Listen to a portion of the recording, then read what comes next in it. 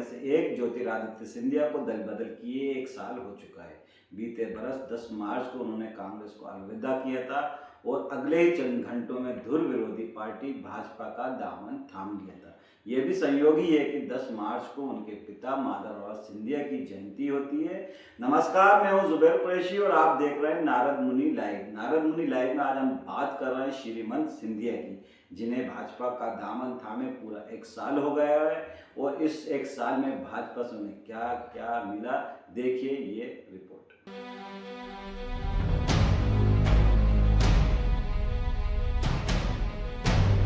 दल बदल और भारी भरकम ढील का दाग अपने दामन पर लेकर सिंधिया राज्यसभा में पहुंच भी गए और सबसे पीछे की कतार में बैठने भी लगे हैं। राजनीति अनिश्चितताओं और अनंत संभावनाओं का खेल है। हो सकता है कल सिंधिया मंत्री, मुख्यमंत्री या प्रधानमंत्री बन जाएं, लेकिन आज 1 साल बाद का हासिल राज्यसभा की एक अदद कुर्सी से ज़्यादा कुछ नहीं है। हाँ, अपनी ही पार्टी की सरकार को गिराने का पुण्य भी उन्हीं के खाते में है। संयोग से कांग्रेस के पूर्व अध्यक्ष राहुल गांधी ने हाल ही में सिंधिया पर दूसरी बार मुंह खोला है। पहली बार सिंधिया के पार्टी छोड़ने पर कहा था कि वह अपने पॉलिटिकल करियर को लेकर चिंतित थे, इसलिए सिद्धांतों को जेब में रखकर पार्टी छोड़ गए। यह भी कहा था कि सिंधिया अकेले ऐसे व्यक्ति थे जिनके लिए हमेशा दरवाजे खुले रहते थे। अब राहुल ने कहा है कि वह बीजेपी में बैक बेंचर बन चुके हैं। कांग्रेस में होते तो मुख्यमंत्री बनते। जवाब में सिंधिया ने कहा कि काश राहुल जी तब चिंता करते जब वह कांग्रेस में थे। एक तरह से सिंधिया ने इस बात की तस्दीक कर दी है कि मुख्यमंत्री बनने के लिए पार्टी छोड़कर गए हैं। मान सम्मान की बात तो बस बहाना था। कांग्रेस में रहते क्या पाया सिंधिया ने?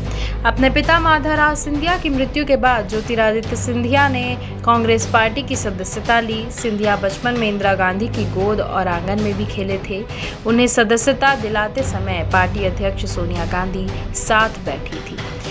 4 पूर्व मुख्यमंत्री अर्जुन सिंह, श्याम चरण शुक्ल, मोतीलाल वोरा, दिग्विजय सिंह और प्रदेश अध्यक्ष राधा किशन मालवीय सोफे के पीछे हाथ बांधे खड़े थे। 18 साल की सियासी पारी में कांग्रेस से 4 बार लोकसभा सदस्य बने, केंद्र में मंत्री रहे, लोकसभा में उपनेता रहे, मुख्य सचेतक रहे, महाराष्ट्र विधानसभा चुनाव में प्रत्याशी चयन समिति के अध्यक्ष भी रहे। राहुल गांधी अध्यक्ष रहे तो प्रियंका गांधी के बराबर की जिम्मेदारी वाले राष्ट्रीय महासचिव रहे।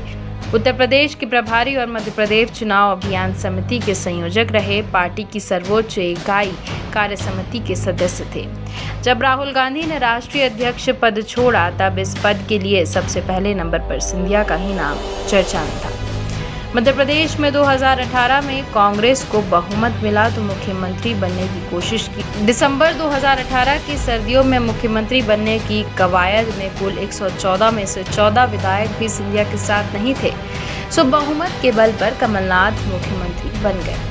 मतगणना के अगले दिन उनके दिल्ली निवास पर दरी बिछाकर धरना देने वाले समर्थक विधायकों की संख्या दहाई में भी नहीं पहुंची थी। इस बीच 2019 का लोकसभा चुनाव अपने ही घर गुना शिवपुरी से हार गए और आगे का भविष्य काला दिखने लगा। राज्यसभा में जाने की कवायद में लग गए। मध्य प्रदेश से 2 लोगों को राज्यसभा में जाना था, लेकिन दिग्विजय सिंह से पहले वरीयता में अपना नाम रखने पर अड़े और अंततः बीते बरस इसी मार्च के महीने में अपनी पार्टी और सरकार की होली खोटी बदरंग करके वह भाजपा में शामिल हो गए। भाजपा में क्या मिला और आगे क्या मिलेगा? कमलनाथ के नेतृत्व वाली कांग्रेस सरकार गिराकर सिंधिया ने उन्हें शिवराज सिंह चौहान की सरकार बनवा दी, जिनके हाथ उन्हें किसानों के खून से सने दिखते थे। अब वे नरेंद्र मोदी के कसीदे काटने में तन मन धन से लगे हैं। लोकसभा में खड़े होकर जो नरेंद्र मोदी की रीति नीति को कोसते थे, उन्हीं के लिए राज्यसभा में मोदी रासू पढ़ रहे हैं। दल बदल के इनाम में फिलहाल राज्यसभा में सबसे पीछे से दूसरी पंक्ति में बैठने को जगह मिल गई है।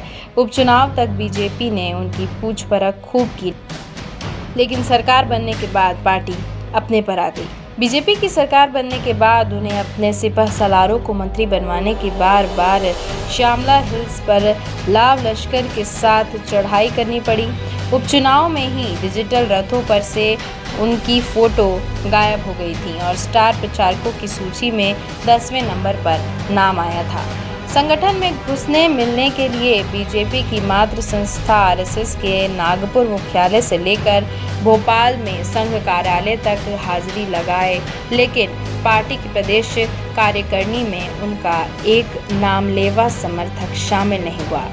और तो और पार्टी की किसी जिला कार्यकारिणी तक में अपने खेम में लोगों के नाम एडजस्ट करवाने में उन्हें पसीना आ रहा है। नगरीय निकायों के चुनाव के लिए पार्टी की किसी भी समिति में उनका कोई झंडा बरदार नहीं है। आज 5 राज्यों के लिए घोषित स्टार प्रचारकों की सूची में खुद उनका नाम नहीं है। याद रहे, 18 साल तक मध्य प्रदेश कांग्रेस में उनकी तूती बोलती थी और कांग्रेस की हर राष्ट्रीय समिति में अनिवार्य रूप से उनका नाम होता ही था।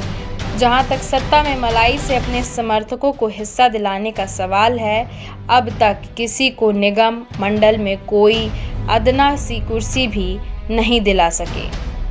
केंद्र में मंत्री बनने की आस भी देर सवेरे पूरी हो ही जाएगी, लेकिन नरेंद्र मोदी के मंत्रिमंडल में मंत्रियों की क्या हैसियत है, ये किसी से छुपा नहीं है। राहुल गांधी के बयान के बाद यह विमर्श एक बार फिर सतह पर है कि ज्योतिरादित्य सिंधिया ने दल बदल, सिद्धांत बदल, मित्रता बदल के सचमुच क्या पाया और क्या खोया। राहुल के बयान पर सिंधिया ने कहा है कि तब चिंता कर लेते जब वे पार्टी में थे। सवाल पूछा जा रहा है कि कांग्रेस में बेशुमार हैसियत, ओहदे और रसूख के बाद क्या सिर्फ मुख्यमंत्री बनाया जाना ही चिंता करना होता है।